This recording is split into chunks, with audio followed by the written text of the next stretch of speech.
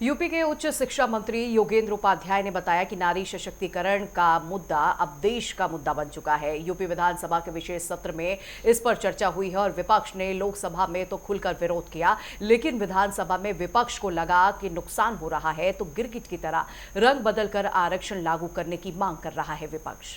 उनसे खास बातचीत की नेटवर्क 10 संवाददाता ने। चुनावी साल है। चुनावी साल में हल पॉलिटिकल पार्टियां अपनी अपनी तैयारी कर रही हैं और कल विधानसभा में निंदा प्रस्ताव भी पास हुआ है। यहां तक कि तमाम मुद्दों पर चर्चा हुई है। नारी सशक्तिकरण को लेकर सबसे बड़ा मुद्दा रहा है। हमारे साथ बात करने के लिए उच्च शिक्षा मंत्री योगेंद्र उपाध्याय जी हैं। कल नारी सशक्तिकरण को लेकर के पूरा दिन भर चर्चा हुई। विपक्ष लगातार हंगामा करता रहा।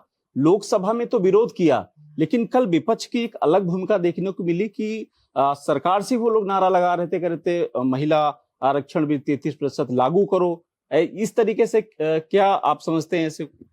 देखिए, उनका दोहरा चरित्र सामने आ गया। दिल्ली में जब अवसर था उनको महिला आरक्षण बिल का समर्थन करने का, जिसको नारी शक्ति वंदन विधेयक कहा गया था, तब तो विरोध किया उन्होंने और मेज पीटी, तालियां बजाई, एक दूसरे को बधाई दी।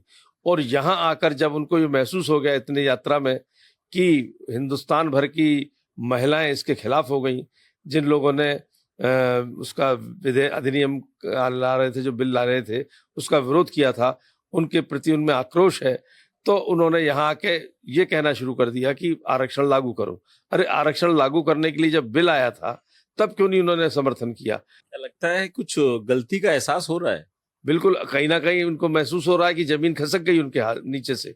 सब महिलाएं सपा विरोधी, कांग्रेस विरोधी, डीएमके और टीएमसी विरोधी। टीएमसी को मालूम पड़ जाएगा बंगाल में कि उन्होंने जो विरोध किया उसका खामियाजा कितना बड़ा भुगतना पड़ेगा। क्या बंगाल की आपने बात की, बंगाल में क्या लगता है कि बीजेपी की सरकार बनने जा रही है और ऐसा क्यों लगता है? निश्चित बीजेपी की सरकार बनने जा रही है। इसके दो कारण हैं। पहला कारण तो इनके ममता जी का इतने दिनों से, जब 10 साल से अत्याचार हुआ है वहां पे बहुसंख्यक वर्ग पर, और अल्पसंख्यकों का लगातार आना, उसको बेरोक टोक आना बंगाल के अंदर, वहां की डेमोग्राफी चेंज करना, इसके प्रति आक्रोश था। दूसरा, यही बिल जो महिला अधिनियम आ रहा था, शक्ति वंदन अधिनियम, जिसमें महिलाओं को आरक्षण की एक अवसर प्राप्त हो रहा था 2029 में, जिनको इनके कुत्सित प्रयासों ने धूमिल कर दिया, वो आक्रोश भी बंगाल की महिलाओं में था, जिसका अभिव्यक्तिकरण वोटों के रूप में पोलिंग स्टेशन पर मिला। अच्छा, अखिलेश यादव कह रहे हैं कि नारी शक्ति बंधन अधिनियम के पीछे सरकार की मंशा ठीक नहीं थी, परिसीमन लागू लाना चाह रहे थे। परिसीमन भी जरूरी है।